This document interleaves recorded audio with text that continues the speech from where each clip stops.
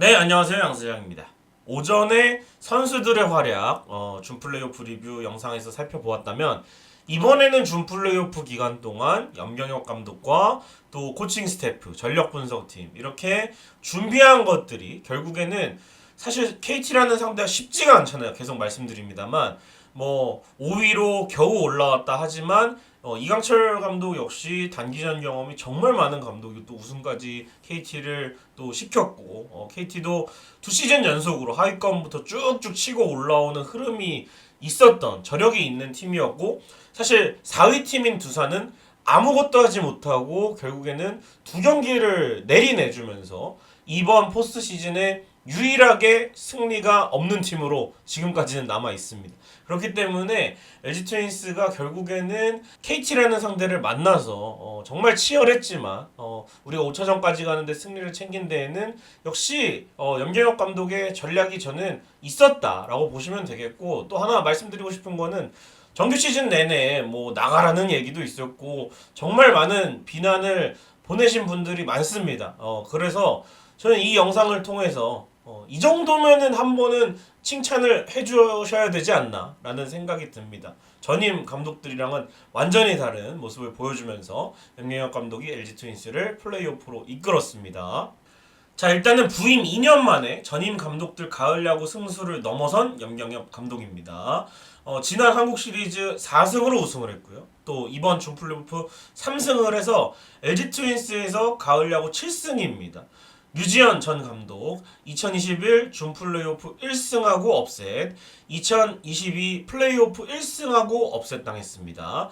류중일 전 감독은 와일드카드만 이겼습니다. 와일드카드에서 1승씩 하고 또 준 플레이오프는 2019년 3차전만 1승을 해서 총 3승으로 이제 염경엽 감독이 7승을 거둘 때 류중일 플러스 류지현 전 감독 5승으로 일단은 LG 트윈스가 전력에 상관없이 양상문 감독 이후에는 가을 야구만 가면은 약해지는 징크스가 있었고, 사실 올 시즌보다도 2022 시즌 전력이 LG 트윈스는 더 좋았고, 또 유중일 감독 있었을 때도 팀 최다 홈런을 때려낸 라모스가 있었고, 팀 타선이 지금보다 더 좋았고, 불펜은 말할 것도 없고요. 전력이 누군가는 이제 전임 감독들이 만들어놓은 전력에 염경엽 감독 숟가락만 얹었다 하는데, 저는 그렇지 않다고 생각하거든요. 거기서 빠져나간 선수들도 많고 또 부족한 부분을 염경엽 감독이 잘 채워서 우승과 함께 또 플레이오프 업셋 안 당하고 올라간 거 아니겠습니까?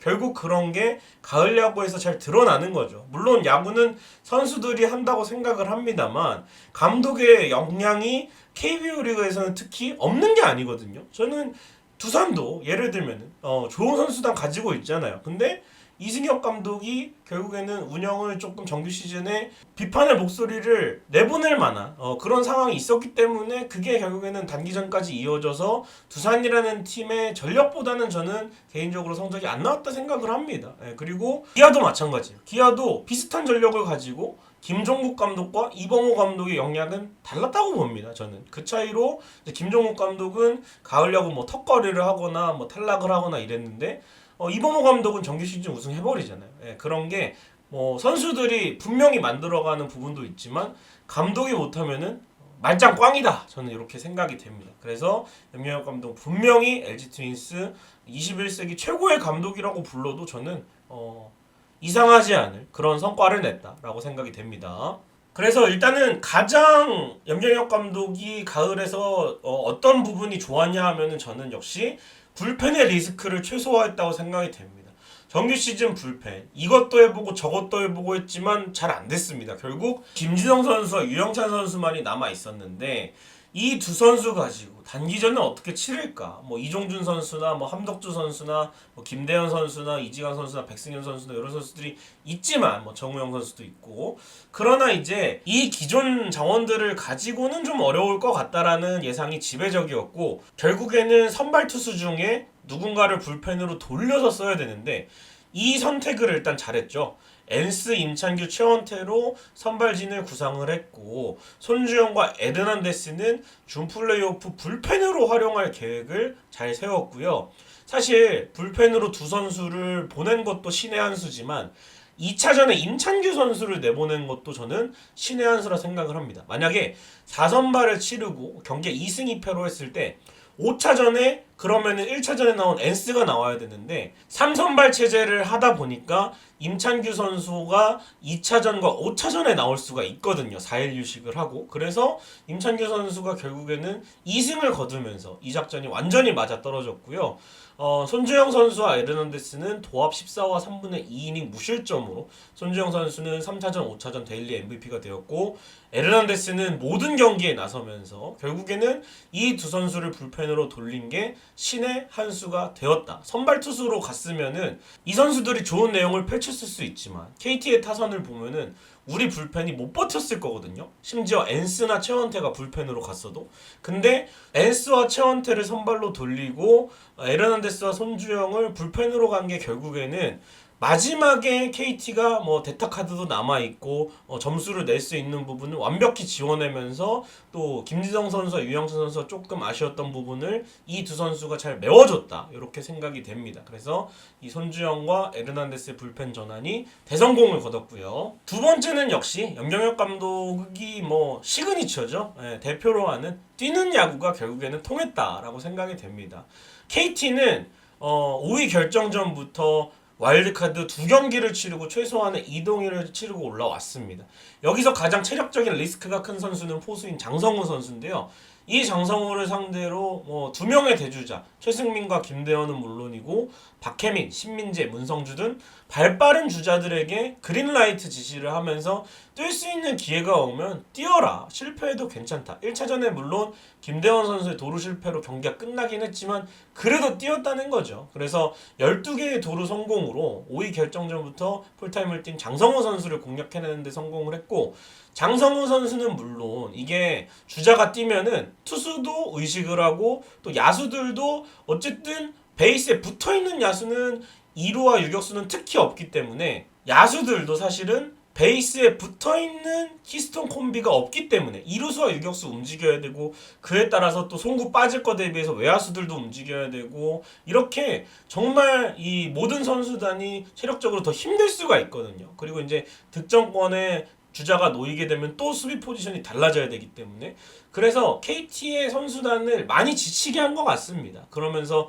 KT는 포수 실책 포함해서 9개의 실책이 유발이 됐고요. 견제 실책도 나왔고 그래서 LG 트윈스는 준 플레이오프 24득점 중에 제가 하나하나 다 세어봤습니다. 도루나 주루 플레이 그러니까 KT의 견제 실책이라든지 이런 게 나온 이후에 점수가 나온 경우가 12득점이나 됩니다. 그래서 팀 모든 준 플레이오프 득점의 절반을 이 도루나 주루 플레이, 소위 말하는 경협볼로 만들어냈다. 이렇게 보시면 되겠고 뛰는 야구 전략이 제대로 통했다라고 보시면 되겠습니다. 그리고 이제 다음은 지난해 한국 시리즈처럼 투수 교체의 디테일이 좋았습니다. 지난해에는 쓸 자원도 많았지만 저는 2차전에서 한국 시리즈의 이 최원태 선수가 흔들리는 거를 불펜을 총출동해서 막아내고 승리를 따냈고 3차전에서도 타격전 양상에 고우석 선수가 흔들릴 때 이정용 선수를 대기를 시켜서 위기를 막아내고 경기를 이기는 걸로 끝내버렸죠.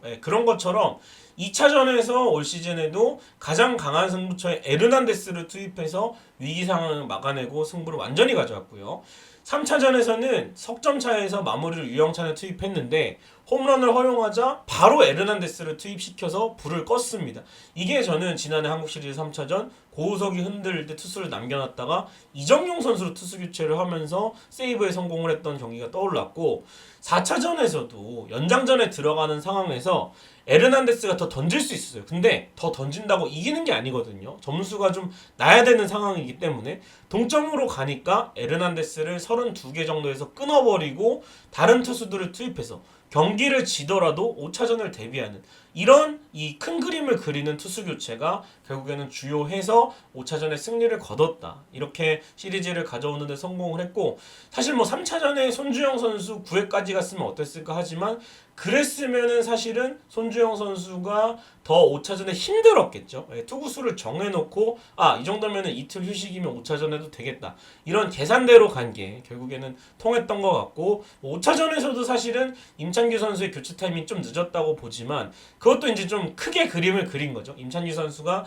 선두 타자를 내보냈지만 7회까지 막았을 때 에르난데스를 아끼고 손주영을 2이닝을 막으면 된다라는 계산이 있었기 때문에 한 박자 좀 늦게 투수 교체를 했는데 결과적으로 손주영 선수도 잘 막아줬고 에르난데스가 마지막에 세이브를 올리면서 해피 엔딩으로 끝나게 되었습니다. 이렇게 디테일을 살린 투수 교체 염경엽 감독의 또 좋은 전략이었다고 봅니다. 그리고 마지막은 타순 변화인데요. 사실 뭐 정규 시즌도 아니고 이 단기전에서는 진짜 선수들을 믿고 가야 돼요. 부진한 선수들도 결국에는 언젠가는 해줄 거란 믿음을 가지고 가야 되고 결국에는 할 수 있는 거는 타순 변화인데 전력 분석팀과 준비한 일단 9번 타자 문성주 카드는 대성공을 거뒀습니다.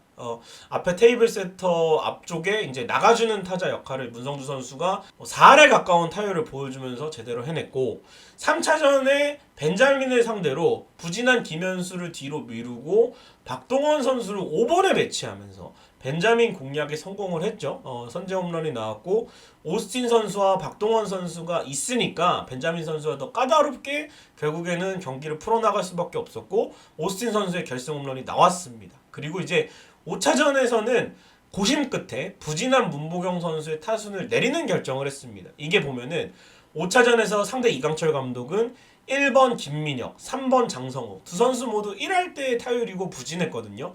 근데 두 선수 타선 안 바꾸고 고정을 시킨 것과 좀 대조되는 무브였죠. 그래서 전진 배치한 김현수 선수, 문보경 선수 대신에 오지환 선수가 4번, 김현수 선수 5번에 들어갔는데 김현수 선수의 초반에 추가 2루타가 나오면서 이 타순 소폭 변화도 성공을 거뒀다. 결국에는 문보경 선수가 아마 대구에 가면은 첫 경기에서는 또 뒤쪽에 6번이나 5번 좀 타순 내려갈 것으로 보이지만 타격감을 회복한다면 다시 4번으로 올라갈 수가 있기 때문에 또 상대 투수에 맞추는 또 전략을 또 잘 짜올지가 상당히 궁금합니다. 그래서 플레이오프 가서도 이 타순은 어떻게 될지 보시는 재미가 있을 것 같습니다. 자, 이렇게 염경엽 감독의 단기전의 선택 거의 대부분 맞아떨어지면서 LG 트윈스가 플레이오프에 가는데 성공을 했습니다. 선수단의 역량도 물론 좋았지만 또 감독으로서 염경엽 감독이 단기전을 운용하는 데 있어서 사실 LG도 많은 실패를 했지만 염경엽 감독도 그전 팀에 있을 때 많이 실패를 했습니다. 이 실패에서 배운 걸 바탕으로 LG 트윈스에 와서는 우승도 하고 또 업셋 없이 플레이오프에 올라간 것은 상당히 박수 쳐줄만 하다고 생각을 합니다. 이제 플레이오프입니다. 다음 영상에서는 플레이오프 시리즈 삼성과의 22년 만의 맞대결 프리뷰 해보도록 하겠습니다. 구독, 좋아요, 알림 설정 부탁드리고요. 이따 저녁 때 티켓팅 꼭 성공하시고 뵙도록 하겠습니다. 여러분 고맙습니다.